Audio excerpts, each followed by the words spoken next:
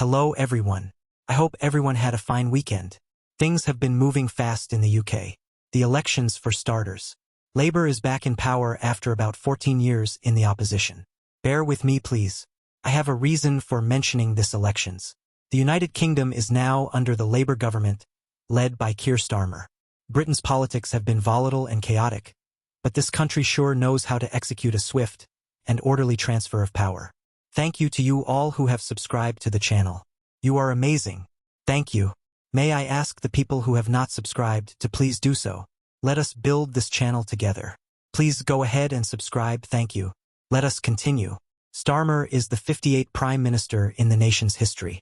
The loser, the outgoing Conservative Rishi Sunak, congratulated Keir Starmer and told the people he was sorry. Then he went home. Not sure which home he went to though, since he has quite a string of luxury properties and a Georgian manor in North Yorkshire. Let us put that aside. I hope the majority of African leaders are watching this transition very carefully.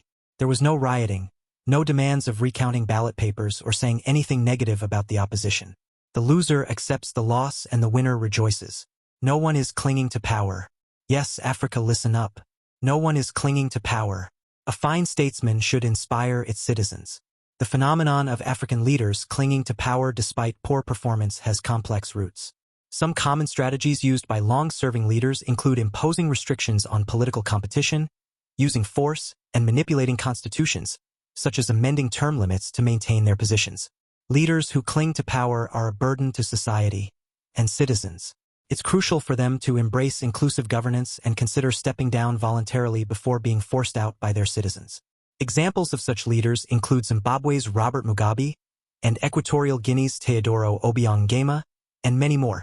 There are a lot of them running the countries down and running them as their business enterprise. The consequences of long-serving leaders can be far-reaching and impact various aspects of a country's governance, society, and economy.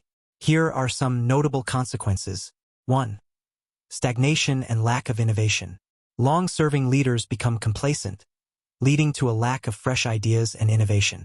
Policies and approaches remain unchanged, hindering progress and development. 2. Weakening of democratic institutions. Extended rule can weaken democratic institutions such as the judiciary, legislature, and civil society. Leaders may consolidate power, eroding checks and balances. 3. Corruption and nepotism. Long-serving leaders often foster a culture of corruption and favoritism. 4. Economic mismanagement. Leaders who stay in power for too long may mismanage the economy. Lack of accountability can lead to inefficient resource allocation and economic decline. 5. Social unrest and discontent. Citizens may become frustrated with stagnant conditions and lack of opportunities. Protests, strikes, and civil unrest can arise as people demand change. 6. Human rights abuses. Prolonged rule can lead to human rights violations. Leaders suppress dissent, curtail freedom of speech, and target political opponents. 7. Brain drain and lack of talent retention. Talented individuals may leave the country due to limited opportunities. Brain drain affects economic growth and development. 8. International reputation. Long-serving leaders may face criticism from the international community. Diplomatic relations and foreign investment can suffer.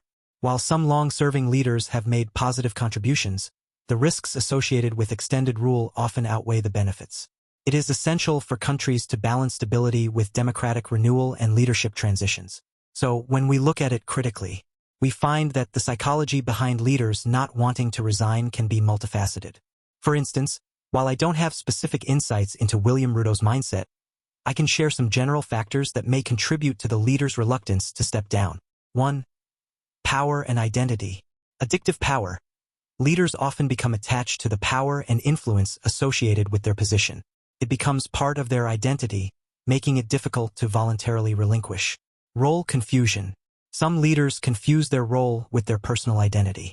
The thought of stepping down may feel like losing a significant part of themselves. 2. Sunk cost fallacy. Some leaders may fall into the sunk cost trap. They hesitate to write off the time, effort, and resources invested in their tenure. Justifying a bad decision allows them to avoid admitting failure, even it perpetuates losses. 3. The fear of looking like a loser. Stubbornness can be a liability. Leaders fear appearing weak or unsuccessful. The desire to save face may override rational decision-making. 4. Legacy and impact. All leaders want to leave a positive legacy. Stepping down prematurely may feel like abandoning their mission or vision. They believe their continued presence can still make a difference. 5. External pressure and expectation. Public scrutiny, media attention, and pressure from the supporters or opponents can influence a leader's decision. Fear of disappointing constituents or allies may deter resignation. 6. Emotional attachment. Leaders get emotionally attached to the role. Emotional ties to the role, team, or organization can create inertia. Leaders may genuinely care about their work and the people they lead. 7. Lack of alternatives. Some leaders fear what lies beyond their current position. Retirement or a different path may seem uncertain or unappealing. Remember that each leader's situation is unique, and these factors interact differently. Whether it is William Ruto or any other leader, the decision to resign involves complex psychological dynamics. As we continue to watch and analyze what is happening in Kenya, the potential consequences of William Ruto not resigning as a leader can be significant and wide-ranging. We are already witnessing political instability and turmoil. Divisions as the party is already taking shape. Supporters and opponents may clash, affecting stability and governance. Prolonged leadership crisis can harm the economy. This same process aligns with leaders who like to hang around government for donkeys of years. Economic impact. A prolonged leadership crisis can harm the economy. Investors may hesitate due to uncertainty. Policy paralysis and delayed decision-making can hinder economic growth. There is also loss of public trust. Citizens may lose faith in the political system if leaders cling to power despite poor performance. Trust in institutions erodes, affecting social cohesion. Frustration among citizens can escalate into protests, violence, or civil disobedience. We hope African elderly leaders will see common sense soon. Have respect for your country and citizens, and step down. Let new and fresh ideas come in. I could on and on, but I do not want to take more of your time. Thank you so much for your support. Thank you for tuning in. Stay blessed. Catch you in the next one.